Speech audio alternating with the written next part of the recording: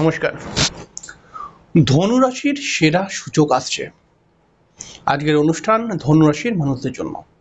তাই আপনি যদি একজন ধনুরাশির মানুষ হয়ে থাকেন, আজকের অনুষ্ঠানটি একদম মিস করবেন না। কারণ আজকে আমি বলবো যে সামনেই অনেক বড় বড় সুযোগ সুবিধা আপনি কিন্তু পেতে চলেছেন। আসুন দেখা যাক কোন দিকে সুযোগ সুবিধা বাড়বে, কোন দিকটায় আপনি যদি চেষ্টা করেন অনেকটাই অ্যাডভান্টেজ পাবেন। তবে একটি কথা সর্বদা মাথায় রাখবেন, তুলারাশির ধনুরাশির মানুষটা বা যে কোনো রাশির মানুষটাই কিন্তু অবশ্যই চেষ্টা পরিশ্রমের মাধ্যমে বড় হতেই পারে, তবে কিছুটা ভগবানের আশীর্বাদের প্রয়োজন হয়ে পড়ে। ধনুরাশির জন্য গুরুদেব কিন্তু অবশ্যই খুব গুরুত্বপূর্ণ, কারণ বৃহস্পতি এই রাশির অধিপতি দেবতা। তাই আপনি অবশ্যই খুব গুরুত্বপূর্ণ গ্রহ, এনার আশীর্বাদ যদি থাকে তাহলে পরে আপনাকে সফল হতে কেউ আটকাতে পারবে না। তাই একবার ভক্তি সহকারে কমেন্টসে লিখুন জয় গুরুদেবের জয়। কারণ যদি গুরু বল আপনার সহায় থাকে, যদি গুরুর আশীর্বাদ আপনার উপরে থাকে, তাহলে আপনি সফল হবেনই হবেন।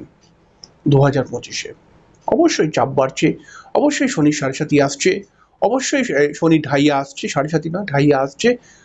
বিভিন্ন প্রবলেম তো রয়েছেই, কিন্তু তারপরেও এই প্রবলেম থেকে বেরিয়ে আপনি নিজেকে সফল বানাতেই পারবেন। কারণ 2025-এ আকাশের ট্রানজিট বলছে ধনুরাশির মানুষরা কিন্তু বিশেষ লাভ উঠাতে চলেছে। আসুন দেখে নিই কোন দিকে লাভ আসছে। ধনুরাশি বৃহস্পতি প্রভাবিত একটি রাশি।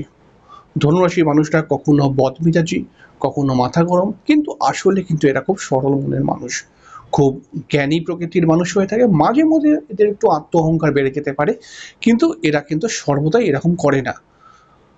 মাঝে মধ্যে এরা খুব দয়ালু হয়ে পড়ে, মাঝে মধ্যে এরা কিন্তু একটুখানি গাম্ভীর্যপূর্ণ বা রাগী হয়ে ওঠে। আসলে কিন্তু এরা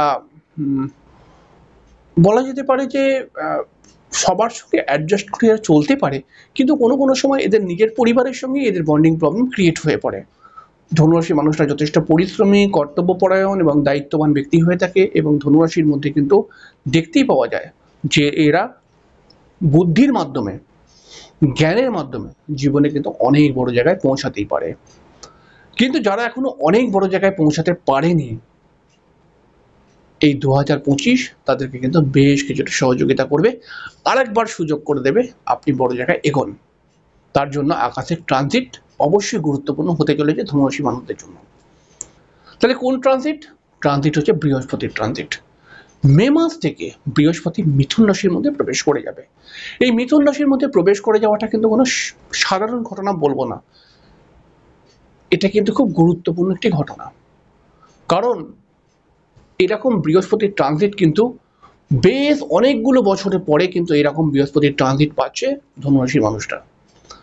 বৃহস্পতি যখনই সপ্তম ঘরের মধ্যে চলে আসবে, অর্থাৎ মে মাস থেকে, তখন ধনুরাশির বহু কাজ, বহু আটকে থাকা কাজও আস্তে আস্তে ক্লিয়ার হতে শুরু করবে, এবং আস্তে আস্তে আস্তে আস্তে করে ধনুরাশির মানুষরা একটি রাজযোগ প্রাপ্তি করতে পারবে। কারণ রাশির সপ্তম স্থানে বৃহস্পতির অবস্থান বা বৃহস্পতির এসে যাওয়াটা কিন্তু কোনো সাধারণ ঘটনা হবে না। এই বৃহস্পতি রাশির সপ্তমে এসে সাধারণভাবে যেটা দেখতে পাবো সেটা হচ্ছে ধনুরাশির একাদশ ভাব, এবং তার সঙ্গে সঙ্গে ধনুরাশির তৃতীয় ভাবের মধ্যে দৃষ্টি দেবে। প্রথম নম্বর কথা, ধনুরাশির একাদশ ভাব মানে আর্থিক উপার্জনের জায়গাটা বৃদ্ধি করাবে, অর্থের বিভিন্ন সোর্স খুলে দেবে। বিশেষ করে যে সমস্ত ধনুরাশির মানুষরা ব্যবসা করছে বা নিজস্ব সেলফ প্রফেশনের সঙ্গে কানেক্টেড হয়ে রয়েছে, তাদের দিকে চরম উন্নতি আসবে। কিন্তু এর সঙ্গে সঙ্গে ধনুরাশির মানুষদের ক্ষেত্রে একটা মনোবল বাড়বে, যে কোনো কাজকে করার জন্য যে একটা চেষ্টা রয়েছে সেই চেষ্টা বৃদ্ধি হবে। এবং দেখতে পাবো আমরা ধনুরাশির কিন্তু খুব ভালো ভালো যোগাযোগ বৃদ্ধি করছে, যারা আউট অফ স্টেট বা আউট অফ কান্ট্রিতে যোগাযোগের মাধ্যমে কিছু কাজকর্ম করার চেষ্টা করছে, অর্থাৎ কাজকর্ম করার জন্য যোগাযোগ করছে, তাদের ক্ষেত্রে কিন্তু অনেকটাই অ্যাডভান্টেজ আসবে। যে সমস্ত ধনুরাশির মানুষরা টিচিং সংক্রান্ত প্রফেশনের সঙ্গে যুক্ত হয়ে রয়েছে, যে সমস্ত ধনুরাশির মানুষরা মিডিয়া লাইনের সঙ্গে যুক্ত হয়ে রয়েছে, যে সমস্ত ধনুরাশির মানুষরা ফাইন্যান্স রিলেটেড লাইনের সঙ্গে যুক্ত হয়ে রয়েছে, যে সমস্ত ধনুরাশির মানুষরা স্পিরিচুয়াল রিলেটেড, জ্যোতিষ তন্ত্র রিলেটেড কাজকর্মের সঙ্গে যুক্ত হয়ে রয়েছে, এর সঙ্গে সঙ্গে যে সমস্ত ধনুরাশির মানুষরা সেলফ প্রফেশনের সঙ্গে যুক্ত হয়ে রয়েছে, তাদের ক্ষেত্রে অ্যাডভান্টেজগুলো আরও বৃদ্ধি হবে। প্রশাসনিক বিভাগেও যারা কাজ করছে তাদের ক্ষেত্রেও কিন্তু বাড়বে। তাহলে এটা কি বাড়বে, শুধুমাত্র বেড়ে যাবে? না, বাড়বে না। মানে এটা এমনি এমনি বাড়বে না, এটা আপনি যদি চেষ্টা করেন এই দিকগুলো অ্যাডভান্টেজ পেয়ে যাবেন। অর্থাৎ আপনি যদি এই যে লাইনগুলো বললাম এই সমস্ত লাইনেতে আরও গ্রোথ করার, উন্নতি করার জন্য কিছু চেষ্টা করেন, তাহলে আপনি মে মাস থেকে সফল হতে শুরু করে দেবেন এবং মে মাস থেকে আপনি সফল হবেনই হবেন। আপনার চিন্তাভাবনা, আপনার বুদ্ধি, আপনার পরিশ্রমের উপর ডিপেন্ড করে গ্রহরা কিন্তু সর্বদা ফল দেয়। এটাই বাস্তবিক নিয়ম। গ্রহরা এমনি এমনি কোনো ফল দিয়ে দেয় না। তাহলে সপ্তম স্থানের মধ্যে বৃহস্পতির অবস্থান, এটা কিন্তু আপনার আর্থিক গ্রোথকে বাড়াবে, কিন্তু অর্থ উপার্জন করার জন্য বিভিন্ন বুদ্ধি বা সেই সমস্ত জায়গায় পরিশ্রম আপনাকেই করতে হবে। এটা যদি আপনি করতে পারেন তাহলে এই 2025টা আপনার জন্য সেরা সময় হয়ে উঠবে। এছাড়াও রাহু তৃতীয় ভাবের মধ্যে মে মাস থেকে প্রবেশ করে যাবে। এই তৃতীয় ভাবের মধ্যে রাহু প্রবেশ করে গেলে পারে অটোমেটিক্যালি আপনার ভালো ভালো যোগাযোগ বৃদ্ধি করে দেবে, আপনার শারীরিক জায়গাটাকে আরও শক্তিশালী করবে এবং তার সঙ্গে সঙ্গে আমরা দেখতে পাবো যে আপনার মধ্যে একটা চেষ্টা বৃদ্ধি পাবে এবং আমরা এটাও দেখতে পাবো যে যে কোনো যেই কাজটা আগে হয়তো আপনি মনে করছিলেন যে হবে না বা এটা আটকে যাবেই বা সমস্যা হবেই, সেই কাজটাও আস্তে আস্তে হতে শুরু হয়ে যাবে এবং কিছু কিছু কাজ রয়েছে না আপনার পেন্ডিং হয়ে রয়েছে, সেই কাজগুলো কিন্তু আলটিমেটলি হতে শুরু করে দেবে মে মাসের পর থেকে। চতুর্থ ঘরের মধ্যে শনির ট্রানজিট, এটা আপনার রাশিকে ঢাইয়ার জায়গায় নিয়ে এসছে। তো অবশ্যই কিছু মানসিক প্রবলেম, কিছু পারিবারিক প্রবলেম এগুলো তো থাকবেই, কিন্তু আপনি যদি চেষ্টা করে নিজেকে সফল করার চেষ্টা করেন, তাহলে এই যে বৃহস্পতির ট্রানজিটটি আসছে, এই ট্রানজিটটি কিন্তু আপনাকে অনেকটাই লাভ উঠিয়ে দেবে। এছাড়াও কিন্তু আপনার পরিবারের সঙ্গে, আপনার পরিবারের মধ্যে কোনো মানুষের সাথে আপনার বন্ডিং প্রবলেম আসতে পারে, এই জায়গাটা আপনাকে সতর্ক থাকতে হবে। এছাড়াও আমরা দেখতে পাবো যে ধনুরাশির পিতার শারীরিক সমস্যা আসতে পারে, সেই দিকটা খেয়াল রাখতে হবে। এছাড়াও আপনার বিবাহিত জীবনের প্রবলেম বেশ কিছুটা সলভ করবে এই বৃহস্পতি এসে, এবং যারা পড়াশোনা করছে তাদের ক্ষেত্রে ইমপ্রুভমেন্ট তো দেবেই দেবে। তাহলে বৃহস্পতি অতগুলো জায়গাকে কভার করবে, অতগুলো রকম লাভ দেবে। তাহলে এই লাভ কিন্তু এমনি এমনি দেবে না, যদি আপনি চেষ্টা করেন এই সমস্ত দিকে, তাহলে পরে কিন্তু এই লাভটা বেশি করে ওঠাতে পারবেন। আসলে আমি কি বলতে চাইছি, ধনুরাশি এসে যে পড়াশোনা করে না তাকে পড়াশোনা শিখিয়ে দিয়ে পরীক্ষায় পাস করিয়ে দিতে পারবে না, কিন্তু এই ধনুরাশির সপ্তম স্থানে বৃহস্পতি আসলে যেই ছেলেটা পড়াশোনা করছে, সে যদি আরও একটু বেশি পড়াশোনা করার চেষ্টা করে, এই বৃহস্পতি তাকে পড়তে দেবে বা সে করতে পারবে।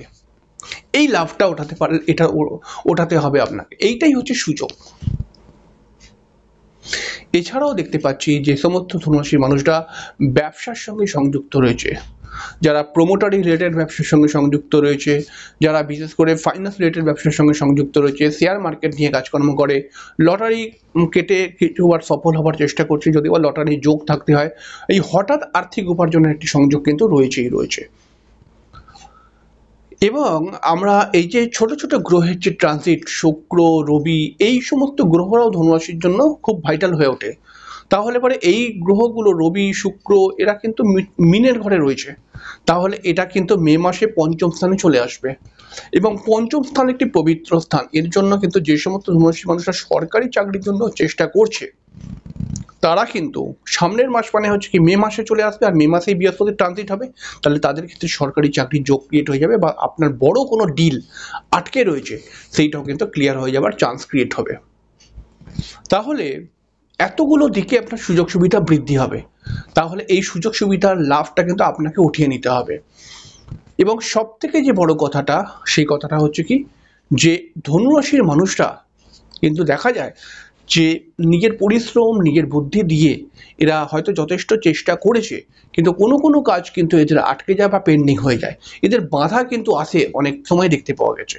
তাহলে সেই বাধাটা কিন্তু আস্তে আস্তে করে ক্লিয়ার হতে শুরু হয়ে যাবে এবং আপনার এই সপ্তম স্থানে যখন ধনুরাশির সপ্তম স্থানে বৃহস্পতি আসবে, দীর্ঘদিন থেকে আপনার নিজস্ব একটা ফ্ল্যাট কেনার বা একটা গাড়ি কেনার জন্য ইচ্ছা রয়েছে, কিন্তু আপনি হয়তো করতে পারছেন না, তো এই জায়গাটা কিন্তু ক্লিয়ার হয়ে যাওয়ার জায়গা হবে।